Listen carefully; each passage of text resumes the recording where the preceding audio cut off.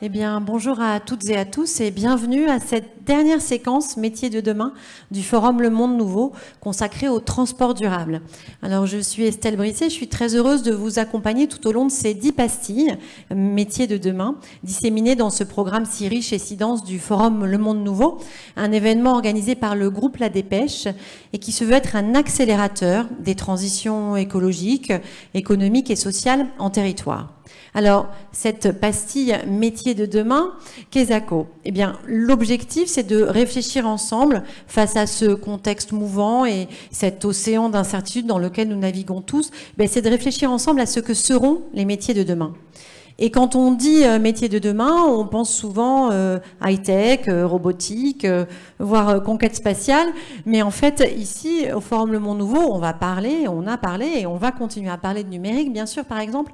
Mais on se dit que les métiers de demain, ce sont peut-être des métiers qui existent déjà aujourd'hui, mais qui ont besoin, que l'on doit redécouvrir, revaloriser.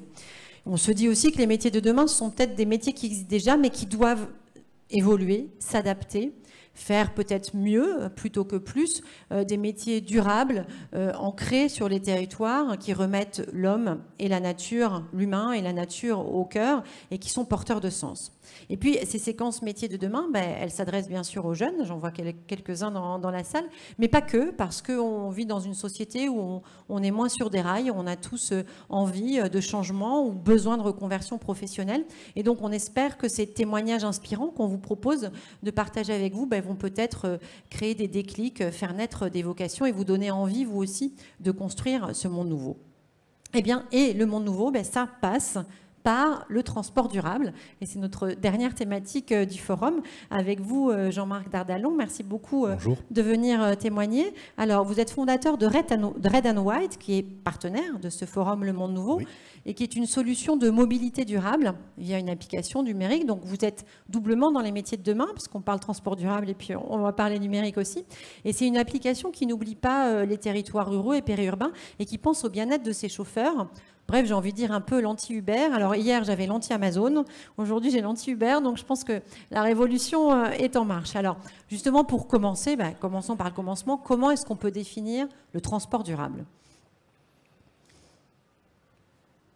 Lutter contre l'autosolisme. C'est le joli résumé de... Enfin, c'est très court, mais c'est ça. C'est inciter un mode de mobilité différent pour le citoyen. C'est partager son trajet. Entre citoyens ou avec des chauffeurs professionnels. Nous, dans notre cadre d'activité, on le fait avec des chauffeurs professionnels. C'est pouvoir partir du rural, aller en métropole et partager un véhicule. C'est aussi la mobilité inclusive.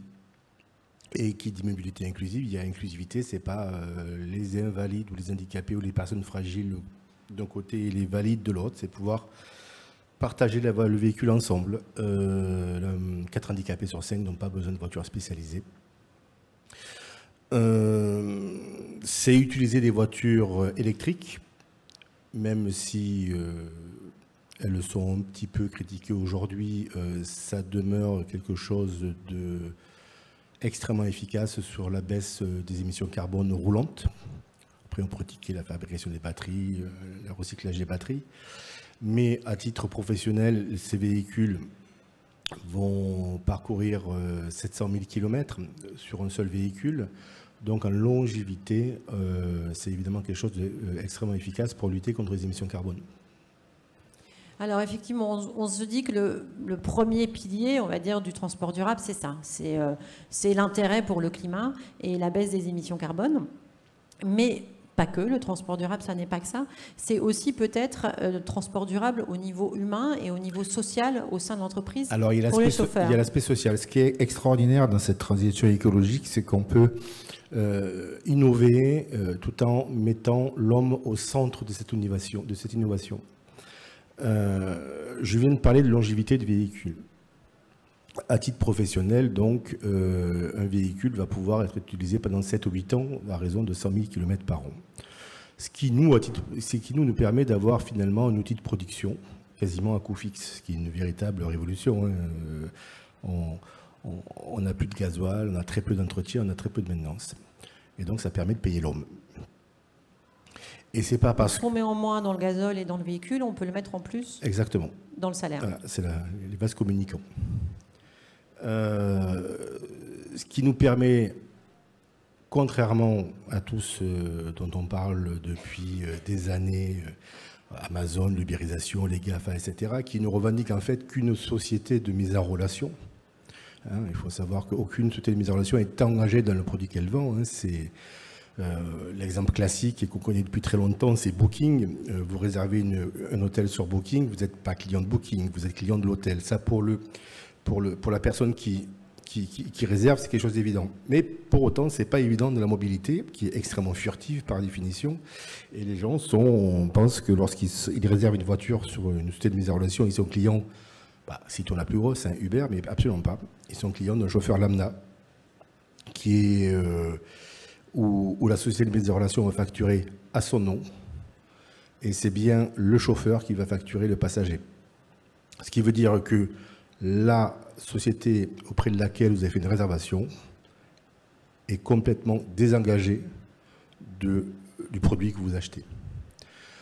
Et vous proposez un modèle totalement différent. Nous, on est dans, effectivement, qui facture, qui est le client. Le passager est client de notre société, quoi qu'il arrive, parce qu'on va, bien sûr, salarier des chauffeurs en CDI. Et si les seuils de marché ne sont pas acquis, on va fonctionner de manière très traditionnelle, où le chauffeur va être sous-traitant, il va nous facturer sa prestation. Ce qui permet d'être engagé au niveau de la qualité de service vis-à-vis du passager et d'avoir une notion de management vis-à-vis du sous-traitant. Et qui dit management veut dire aussi le protéger. La personne, le chauffeur va être beaucoup mieux payé. Et en cas de mauvais payeur, on couvrira la défection du passager auprès du chauffeur. Donc il y a de l'engagement et de la protection de part et d'autre. Alors on a parlé de l'environnement, on a parlé effectivement du chauffeur et de l'aspect social. Parlons maintenant aussi du client, puisque il faut des clients pour que ça fonctionne. On reste dans ce modèle économique-là. Quels sont les intérêts pour le client? Dans quelques années, il y aura la voiture autonome. En métropole, très vite, la voiture autonome ne fera pas de service aux passagers, elle jouera son rôle de transporteur d'un point A à un point B. Donc l'essentiel de notre activité est bien le service aux passagers. On revendique de la prévenance, on revendique de la bienveillance.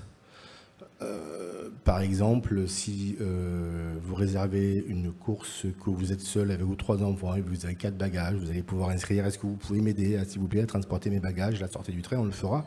Et il y aura bien sûr là-dessus aucun supplément, c'est compris dans le tarif. Il y a vraiment la notion de service. Il y a la notion de service, et le service aux passagers, tout à fait. Et en termes de prix, est-ce qu'il y a une différence pour le client? Oui. Alors oui, évidemment pour le rural. Donc, dans cette idée d'outils de production à coût fixe, la personne qui sera éloignée des métropoles aura un prix fixe connu à l'avance, et quel que soit le kilométrage que fait le chauffeur pour venir chercher le passager, le prix ne bougera pas. Ça, c'est vraiment le modèle économique électrique qui permet de faire ça. Donc oui, il y a une baisse des prix. Pour les collectivités, puisqu'on développe aussi du transport à la demande pour les citoyens, il y a des solutions de facturation à l'heure et non pas au trajet, comme ça se passe actuellement.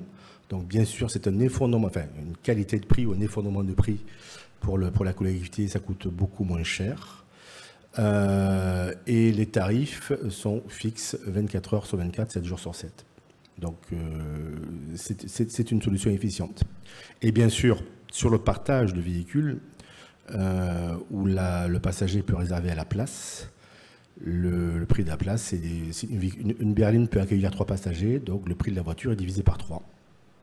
Donc il y a aussi cette notion de covoiturage avec chauffeur, mais de covoiturage. Alors vous parliez tout à l'heure, quand on balayait un petit peu les grands enjeux du transport durable, on parlait de la mobilité inclusive. Oui. Et là aussi, il y a des services particuliers, ça permet de créer une relation différente. Assurément.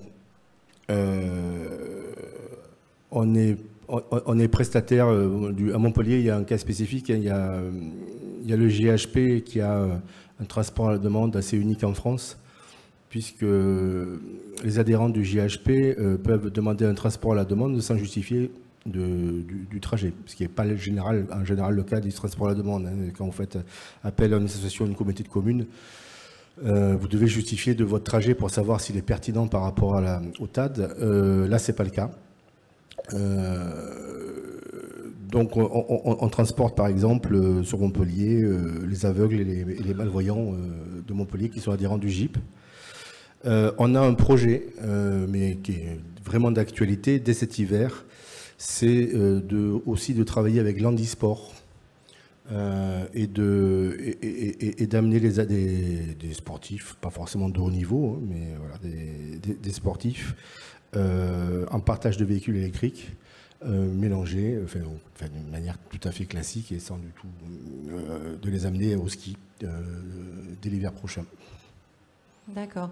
Et alors aussi, on pense le client, puisqu'on est dans cette notion de besoin de services élargis, est-ce qu'on peut imaginer d'avoir des services, vous m'emmenez à la gare et puis j'arrive à l'autre bout de la France et là j'ai une voiture qui m'attend, etc. Est-ce qu'il y a... Complètement. Ça aussi, c'est adressé aux particuliers, aux citoyens. Pour développer le rural, il faut être basé à la métropole et il faut pouvoir transporter de région en région. Donc, on est à Montpellier, donc je vais citer l'exemple de l'ODEV. On peut très bien aller chercher un groupe de personnes ou une personne à l'ODEV, l'amener à Sud de France. Cette personne va à Paris, on va l'accueillir à la gare de Lyon à Paris.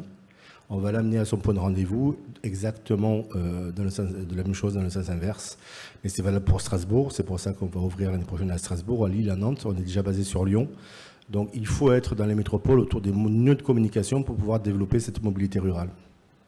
Alors, on est dans cette séquence métier de demain, transport durable, mais on peut aussi parler numérique, puisque donc vous utilisez une application pour que, on a vu qu'elle fonctionnait dans le cadre de ce forum. Qu'apporte le numérique dans votre volonté de développer justement des services de transport plus durables? Alors, là aussi, souvent, quand on parle de numérique, on parle d'automatisation et de gestion informatique. Et nous, on ne le voit pas comme ça, on le voit comme une aide à lui-même. Ça veut dire que lorsque le passager ou le client va réserver sur l'application, évidemment, il est autonome, il gagne en autonomie, on évite un coup de téléphone, une confirmation, on renvoie 2 mails ou 2 coups de téléphone pour savoir si la réservation est bonne, si le chauffeur est disponible. Là, effectivement, l'informatique va gérer ça. Donc ça, évidemment, c'est un progrès évident. C'est une facilité, c'est un accélérateur de solutions. En revanche, il y a bien une personne dans notre bureau qui va agir sur la réservation et qui va déclencher la course auprès d'un chauffeur, encore une fois. Il y a dans son rapport humain professionnel et la course va être donnée manuellement au chauffeur. Et le chauffeur sera informé de toutes les exigences du passager. Donc l'outil numérique, encore une fois, c'est un facilitateur. Ce n'est pas du tout chez nous un moyen de faire des économies, d'aller plus vite et de faire plus de marge. C'est une amélioration de la qualité de service. Donc on comprend effectivement que là, la notion de durable, elle est plus globale. Il y a la notion environnementale, oui. On l'a dit, il y a la notion sociale, il y a des chauffeurs, et puis il y a cette notion un petit peu de service et de prendre le temps, puisque le trajet, c'est aussi un moment de rencontre, donc de prendre le temps de pouvoir donner un service au client. Je voudrais revenir sur l'aspect environnemental, parce qu'on est passé un peu vite au début. Donc effectivement, la voiture électrique, c'est pour l'instant, il peut y avoir des débats sur les batteries, mais c'est encore la meilleure solution qu'on a trouvée. Est-ce qu'il y a des projets, on est ici en région Occitanie, et ça a été évoqué dans les différentes conférences, où il y a des projets vers l'hydrogène. Est-ce qu'on peut imaginer... Très vite, la station de Blagnac, hydrogène vert, ouvre fin novembre au poids lourd, début janvier aux véhicules légers. Et là-dessus, on est en partenariat avec Engie. On a l'intention de développer les 4 premières voitures hydrogène de transport de personnes sur Toulouse. Alors, qu'est-ce que permet l'hydrogène par rapport à l'électrique? Ça permet de faire des longues distances. Bien que aujourd'hui, les voitures électriques, puisqu'on est le transporteur officiel, vous nous avez présenté en début d'interview, ont 400-450 km d'autonomie, c'est déjà énorme aujourd'hui, c'est un progrès considérable. Les contraintes de l'électricité stockée diminuent de plus en plus.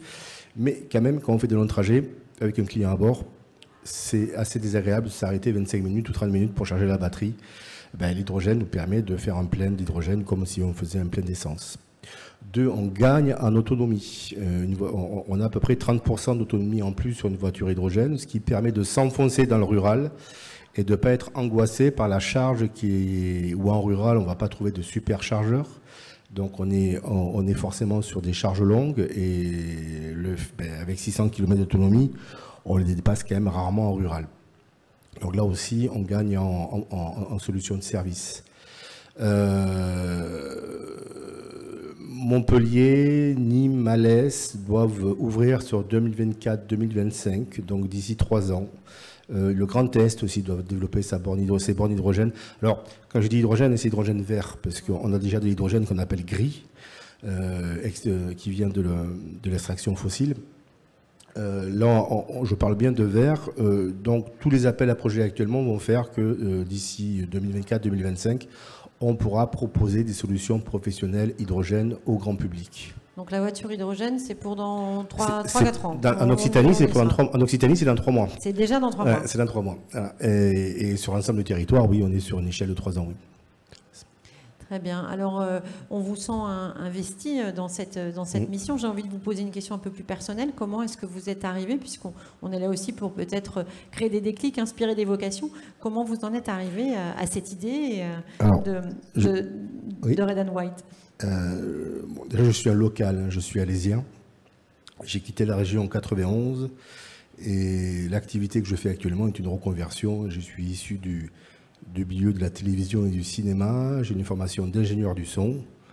Et dans ce métier d'ingénieur du son, je me suis spécialisé dans le mixage de documentaires originaux.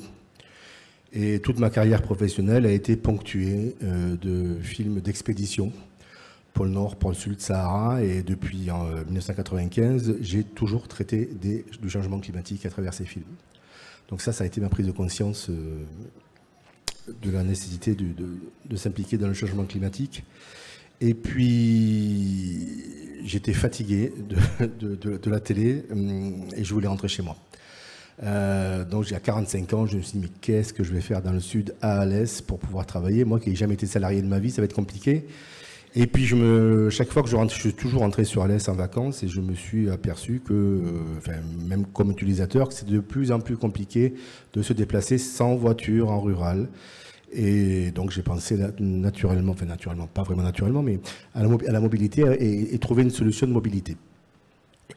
Donc, j'étais à Paris, puisque forcément, 95% de l'activité audiovisuelle elle se trouve à Paris. À 45 ans, je me suis, étant empirique, je me suis inscrit sur les applications dites de mise en relation. Ça m'a permis de découvrir un modèle économique à l'époque que je ne connaissais pas du tout. Mais cependant, et ça a été un déclencheur, mais je me suis dit, mais tiens, ce changement numérique là qu'on a avec les applications, la mobilité, ça me fait étrangement penser au début de ma carrière, puisque le début de ma carrière, c'était en 1993, et au niveau du son, c'était la transition entre l'analogique et le numérique. Et je me souviens, j'ai fait mes premiers mixages, on avait une disque dure de 300 mégas, on était les rois du pétrole, c'était extraordinaire, maintenant il y a 10 terras. Et en 93, quand le numérique est apparu à l'audiovisuel, on dit mais c'est génial, on va avoir plus de temps pour créer, au même prix, artistiquement ça va être génial, et évidemment c'est pas du tout ce qui s'est passé, il suffit de regarder la télévision aujourd'hui, c'est pour ça d'ailleurs que j'ai arrêté ce métier. Lorsqu'on avait une semaine pour mixer un film, ou 15 jours pour les gros films, le temps était réduit à 2 jours ou à 4 jours, proportionnellement, pour mixer un film. Donc on a gagné, on a perdu en qualité pour augmenter en quantité. Oui, c'est la réactivité, la rapidité d'exécution qui compte. C'est exactement ce qui se passe avec les sociétés de mise en relation. Hein. On est en low cost, on gagne en rapidité, mais on perd en qualité. Et je dis là, il y a quelque chose. Mais à l'époque, en 93, on n'avait pas encore cette évidence de développement durable était moins présent. Et je me suis dit que là, c'était pas mal d'éviter les mêmes écueils et d'augmenter en qualité et de baisser en quantité grâce au numérique et à de nouvelles technologies.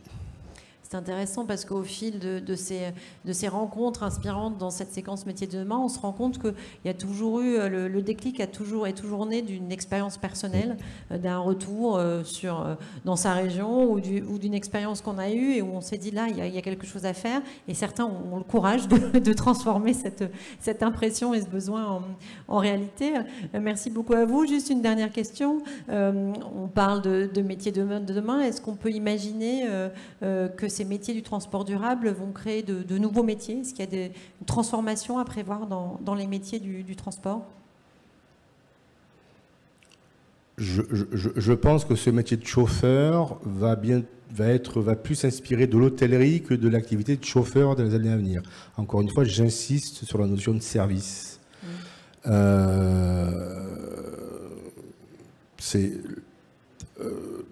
Parce qu'effectivement, la technologie est irrémédiable et on ne luttera pas contre la voiture autonome qui arrivera de toute façon. Et si vous voulez aller d'un point A à un point B, vous prendrez une voiture autonome, mais sans service. Donc, et sans l'humain. Et évidemment sans l'humain. Enfin, et puis ceux qui vont pratiquer la voiture autonome, l'autonomie sera aussi dans les bureaux, hein, donc il n'y aura plus personne. Or, la mobilité, c'est avant tout du service. Donc là, effectivement, on part plutôt, effectivement... c'est d'ailleurs un élément de recrutement là, que je compte faire en 2022. On va beaucoup embaucher dans les 3 prochaines années. C'est déjà créateur d'emplois chez Red & White. on a prévu une 30aine d'emplois sur 3 ans au niveau chauffeur. Et je compte d'ailleurs me pencher vers les métiers, les formations hôtelières, où on apprend effectivement à servir le client. Très bien, parfait. Mais merci beaucoup. On voit que le transport durable, c'est effectivement plus que juste l'aspect environnemental. Est-ce que vous avez des questions à poser à Jean-Marc Dardalon sur son projet ou sur ce qu'on vient de dire par rapport au transport durable? Alors, on va vous apporter un micro. Donc, je tiens à dire, vous avez dû vous en rendre compte, hein, il y a des caméras, donc c'est filmé. Tout sera retransmis sur le site internet Le Monde Nouveau à partir de la semaine prochaine. Donc, pas de problème d'autorisation de droit à l'image, j'imagine, mais je voulais quand même préciser. Bonjour, merci pour votre intervention. Je voulais savoir si dans vos bus, j'ai bien compris, il y a des bus, est-ce que vous auriez prévu des systèmes de porte-vélo pour qu'il y ait un transport double avec le rapprochement de la ville et la suite en vélo? Alors, on ne fait pas de bus. On fait de la voiture particulière, mais la question est quand même bonne, puisque effectivement, on a prévu de rajouter, puisqu'encore une fois, c'est du transport à la demande, et on a prévu effectivement de mettre des porte-vélos à l'arrière des voitures. Donc, je vous réponds oui. Mais effectivement, vous avez raison, merci pour cette question. L'idéal, c'est de pouvoir coupler vélo, voiture, train, oui, en restant dans des modes les plus durables possibles. Pour aller plus loin, vous me faites penser à un projet qui va revenir d'actualité chez nous à la fin de l'année, à l'été, puisque là, on sort du transport avec chauffeur, mais toujours dans l'idée de développer l'électrique pour le territoire. Ça a été interrompu à cause du Covid, mais on a l'intention de mettre à disposition des véhicules électriques légers, ludiques, dans les hôtels ruraux et dans les chambres d'hôtes. Ce qui veut dire que le visiteur pourra ou venir en voiture ou sans voiture, et lorsqu'il veut aller au marché, aller à la rivière s'il est dans les Cévennes ou à la mer, pourra utiliser une location horaire de véhicules électriques. Et c'est l'hôtelier, encore une fois, on garde le contact humain, il est hors de question d'informatiser complètement le système, c'est l'hôtelier qui aura la prise en charge la restitution des clés et de donner le véhicule à son hôte. Mais on a prévu de mettre des vélos électriques dans les coffres des voitures électriques pliables. C'est intéressant parce qu'on sent aussi toujours le besoin. C'est vrai qu'en général, ces applications avec chauffeur, c'est plutôt dédié au centre-ville. Et là, on sent toujours la volonté, ce qui est de faire le lien avec les territoires et avec le monde rural, où effectivement, là, parfois, la fracture de mobilité est plus importante. Alors, est-ce que quelqu'un d'autre souhaite prendre la parole ? Je sais que vous avez un chauffeur dans la salle, j'aurais presque envie de le faire témoigner, c'est pas Ah prévu. ben, Mais je ne sais pas si vous voulez témoigner, puisque vous êtes chauffeur salarié, donc effectivement, ça peut être... je ne veux pas vous forcer la main, hein, mais je me dis que ça peut être intéressant, puisque c'est quand même un des points forts de votre modèle, c'est ça, hein, quand on parle d'anti-Uber, c'est ça, c'est de mettre le chauffeur au cœur du système. Bonjour. Allez-y, Mohamed. Alors, moi, j'étais étudiant sur Paris. Et donc, je viens d'une famille qui a pas énormément d'argent. Donc, il n'y avait que mon papa qui travaillait. Et bien évidemment, dans le monde d'aujourd'hui, on veut des belles chaussures, on veut s'habiller, on veut sortir. Et tout de suite, je suis rentré dans le monde du transport avec Hitch à l'époque. On n'avait pas besoin de carte VTC, on n'avait besoin de rien du tout. Et donc je suis resté dans ce monde-là. Donc j'ai continué mes études à côté et je suis vite rentré chez Uber. Donc aucun service, hein. Vous venez habillé en jogging, claquette, vous descendez pas, vous aidez pas la personne. Même si vous voulez le faire, les chauffeurs à côté de vous, bon, qui travaillent, bon, on travaille pas pour Uber. Uber nous aide à avoir le marché, mais on travaille pour nous-mêmes. On vous dévisage. Pourquoi tu fais ça? Mais tu travailles pour Uber, quoi. Te prends pas la tête. Et donc j'ai été chauffeur VTC pas pour Uber, mais avec Uber. Et donc j'ai continué comme ça pendant 3 à 4 ans. Et je suis venu m'installer sur Nîmes. Et j'ai voulu démarcher sur Nîmes, trouver des marchés, me débrouiller. Et je suis tombé chez Red & White. Et là, c'est le jour et la nuit, littéralement. Et je dis pas ça parce que je travaille chez Red & White. Hein. J'ai commencé en tant que partenaire. J'ai commencé en tant que partenaire chez Red & White. À côté de Red & White, je faisais du Uber pour m'en sortir. Et ce monsieur m'a appris littéralement une autre facette du métier. J'avais jamais transporté d'handicapés. Sur Paris, vous voyez une personne avec un chien, même si vous voulez, on vous dit non, le fais pas. On vous dit que tu n'as pas le droit. Alors qu'une personne aveugle avec un chien guide, vous êtes obligé de la prendre, mais on vous dit non, le fais pas. Même Uber, vous pouvez annuler la course parce qu'il y a un chien. C'est totalement interdit. Alors que nous, non, on est vraiment dans ce côté service. La personne handicapée, on sait qu'elle va être en retard. On le sait très bien. Elle ne peut pas être là à l'heure, descendre, vous attendre comme un client lambda. Et c'est là où nous, on intervient et on appelle, on cherche à comprendre pourquoi. On va chercher le client. S'il faut sonner et monter, on le fera. On portera les bagages, on l'aidera à descendre. Si on a un van, on l'aidera à monter dans le véhicule. C'est en fait tout ce côté service-là qui moi, m'a charmé, en fait, qui m'a donné envie. Et après, il y a ce côté durable, développement, qui m'a donné envie d'intégrer Red & White. Et voilà. Mais je suis presque émue parce que c'est la dernière de cette séquence. Et c'est vrai que dans mon intro, je répète toujours, nous, on se dit que les métiers de demain, c'est remettre l'humain au centre. Et là, grâce à votre témoignage, on le comprend, on le ressent. Merci beaucoup. Et effectivement, c'est plus que du transport. Il y a vraiment l'humain, et du côté du chauffeur et du côté du client. Merci, voilà. Merci infiniment. Avec grand plaisir. Est-ce que quelqu'un veut rebondir, ou ce sera le mot de la fin de ces séquences métiers de demain? Merci beaucoup Jean-Marc Dardalon. Merci beaucoup. Merci à tous pour votre équipe, pour votre écoute. Et je pensais à l'équipe, je voulais remercier l'équipe technique qui nous accompagne depuis 3 jours. Donc Axel, Cyril, Timothée et Valentin, et puis Emma de Midi Events qui nous a accompagnés pour toutes ces séquences. Vous retrouverez donc tout sur le site internet dès la semaine prochaine. On va laisser le temps à l'équipe de souffler 2 secondes après ce week-end intense, et donc tout sera en ligne. Vous pourrez regarder toutes les séquences que vous avez manquées. Voilà, merci beaucoup à tous, et on se donne rendez-vous l'année prochaine, même jour, même heure quasiment, pour l'édition 2022, on sera en 2022 l'année prochaine, du Forum Le Monde Nouveau. Merci à tous.